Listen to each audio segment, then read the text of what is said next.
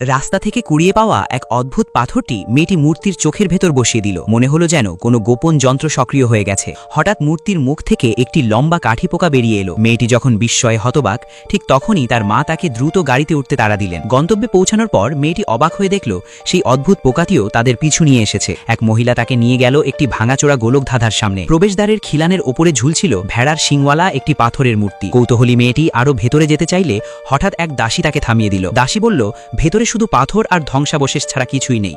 এমনকি সেখানে ঢুকলে পথ হারিয়ে ফেলারও ভয় আছে। অগত্যে মেয়েটিকে ফিরে আসতে হলো। সেদিন গভীর রাতে হঠাৎ অদ্ভুত এক শব্দে তার ঘুম ভেঙে যায়। দেখে দিনের সেই রহস্যময় পোকাটি আবারও তার কাছে এসেছে। মেয়েটি একটি বই বের করে বইয়ের ছবির দিকে ইশারা করে জিজ্ঞেস করল, তুমি কি কোনো পরী? পোকাটি যেন তার কথা বুঝতে পারল। মুহূর্তের মধ্যেই সেটি ছোট্ট মানুষের আকৃতির এক পরীতে রূপ নিল। শরীর ঝাঁকিয়ে কয়েকবার ডানা নেড়ে সে জানালার বাইরে উড়ে গেল।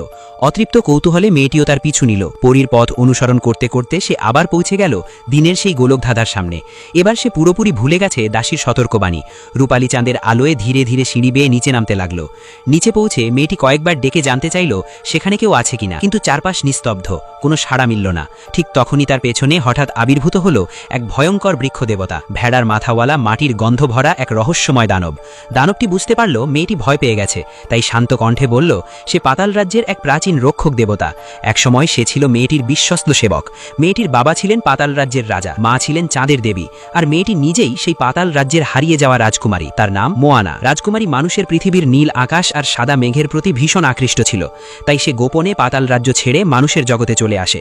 কিন্তু মানব জগতে এসে সূর্যের তীব্র আলো তার চোখ ঝলসে যায়। কথাগুলো বলেই বৃক্ষদেবতা জানালো সেই ঘটনার পর থেকেই মেয়েটি তার নিজের স্মৃতি হারিয়ে ফেলেছিল। মেয়েটি এসব কিছুই বিশ্বাস করতে পারছিল না। সে অবিশ্বাসের সুরে বলল, তুমি বললেই আমি রাজকুমারী হয়ে যাব নাকি? তখন বৃক্ষদেবতা শান্তভাবে বলল, তোমার বাম কাঁধে কি চাঁদের আকৃতির একটা জন্মদাগ আছে? ওটাই সবচেয়ে বড় প্রমাণ। মেয়েটি হতবাক হয়ে গেল, কারণ তার বাম কাঁধে সত্যি একটি চাঁদের মতো জন্মদাগ ছিল। কিন্তু এই অদ্ভুত প্রাণী সেটা জানলো কি করে? তার মনে সন্দেহ জাগলো, তাহলে কি সত্যি সে মানুষের জগতে হারিয়ে যাওয়া সেই রাজকুমারী? এরপর বৃক্ষদেবতা তাকে জানালো গোলকধাঁধার প্রবেশদ্বার খুলে আবার পাতাল রাজ্যে ফিরতে হলে পূর্ণিমার আগেই তাকে বইয়ের নির্দেশ মেনে 3টি কাজ সম্পন্ন করতে হবে। একথা বলে সে মেয়েটির হাতে একটি রহস্যময় বই তুলে দিল আর সতর্ক করে বলল, শুধু একা থাকলেই বইটি খুলবে, তখনই এর ভেতরে তোমার করণীয় প্রকাশ পাবে। মেয়েটি অধীর আগ্রহের সঙ্গে সঙ্গে বই খুলে দেখল, কিন্তু ভেতরে একটিও লেখা নেই। কিছুক্ষণ পর যখন সে স্বাভাবিক হলো, দেখল বৃক্ষদেবতা ইতোমধ্যেই অদৃশ্য হয়ে গেছে। পরদিন গোসলের সময় সবাইয়ের চোখ এড়িয়ে মেয়েটি লুকিয়ে রাখা বইটি আবার বের করলো। এবার বই খুলতেই বিস্ময়করভাবে ভেতরে লেখা ফুটে উঠল। বইয়ের নির্দেশ অনুযায়ী বাড়ির কাছেই তাকে খুঁজে বের করতে হবে একটি শুকিয়ে যাওয়া বিশাল গাছ। সেই গাছের ভেতরে বাস করে এক ভয়ঙ্কর ব্যাং দানব। সেই গাছটির বৃদ্ধি আটকে রেখেছে। যদি মেয়েটি 3টি জাদুর পাথর ব্যাংকটির মুখে ঢুকিয়ে তার মুখের ভেতর থেকে একটি চাবি বের করে আনতে পারে, তাহলেই গাছটি আবার নতুন করে